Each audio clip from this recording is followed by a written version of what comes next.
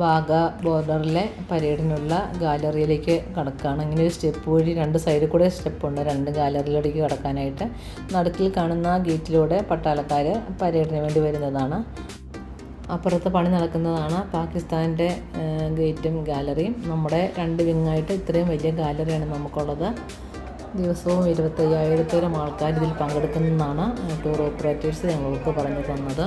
ഞങ്ങളുടെ കൂട്ടത്തിലുള്ള സീനിയർ സിറ്റിസൺസിനെ അവർ അപ്പുറത്തൂടെ വിളിച്ചിട്ട് പോയി അപ്പുറത്തെ VIP ഗാലറിയിൽ ഇരുത്തിയേറ്റ അങ്ങേറ്റത്തുള്ള.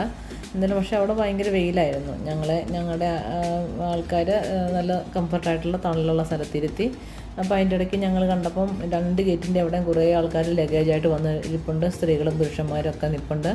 അപ്പം അവർക്ക് വിസയുള്ളവർ പാകിസ്ഥാനിലേക്കും ഇന്ത്യൻ വിസയുള്ളവർ ഇന്ത്യയിലേക്കും കടക്കുന്നതാണ്. സാധാരണ ദിവസങ്ങളിൽ ഗേറ്റ് വഴി കടന്നു പോകാൻ 1-2 ആൾക്കാരെ ഉള്ളെന്നാണ് അറിയാൻ കഴിഞ്ഞത്. ഇന്ന് വളരെ കൂടുതൽ ആൾക്കാരുണ്ടായിരുന്നു. കാശ്മീരിലെ പ്രശ്നം നടന്നതുകൊണ്ടായിരിക്കാം ഇന്ന ദിവസം ഗേറ്റ് തുറന്നിട്ടില്ല. വളരെ കുറച്ച് തുറന്നിട്ട് പാസഞ്ചേഴ്സിനെ അങ്ങോട്ടും കടത്തിവിടുക ചെയ്യുന്നത്. അവരുടെ ഇമിഗ്രേഷനൊക്കെ അപ്പുറത്തെ സൈഡ് ക്ലിയർ ചെയ്തിട്ടാണ് അവർ കടത്തി വിടുന്നത്. വളരെ പെട്ടെന്ന് തന്നെ നമ്മുടെ ഗാലറിയൊക്കെ ഫില്ലായി കേട്ടോ. 5:30-ക്കാണ് പരിപാടി തുടങ്ങുന്നത്. പക്ഷേ ഞങ്ങൾ 4 തന്നെ ഇവിടെ ഗാലറിയിൽ ഇരിപ്പ് തുടങ്ങി. നമ്മുടെ 5:30-ക്ക് സൂര്യൻ അസ്തമിക്കുന്നതിന് മുന്നാണ് ഫ്ലാഗ് അഴിച്ചു വെക്കുന്ന നമ്മുടെ പരേഡ് തുടങ്ങുന്നത്.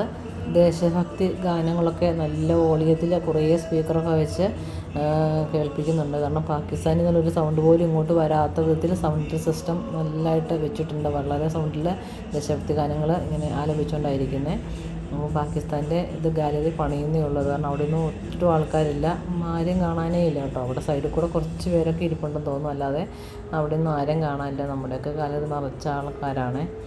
നമ്മുടെ അശോകസ്തംഭം ഇരിക്കുന്ന പോലെ തന്നെ പാകിസ്ഥാനും അതേപോലെ ഗേറ്റുണ്ട്. കുറച്ച് ഗ്യാപ്പ് ഇടവിട്ട് 2 ഗേറ്റാണ്. നമ്മുടെ ഇങ്ങോട്ട് തിരിഞ്ഞ് നമ്മുടെ 2 തൂണിലും അശോകസ്തംഭം ഇരിക്കുന്നു. അതുപോലെ തന്നെ അവരുടെ തൂണിലും ഉണ്ട് അങ്ങനെ സ്തംഭം. അപ്പോൾ 2 ഗേറ്റ് പാരലായിട്ട് വെച്ചിരിക്കുകയാണ്.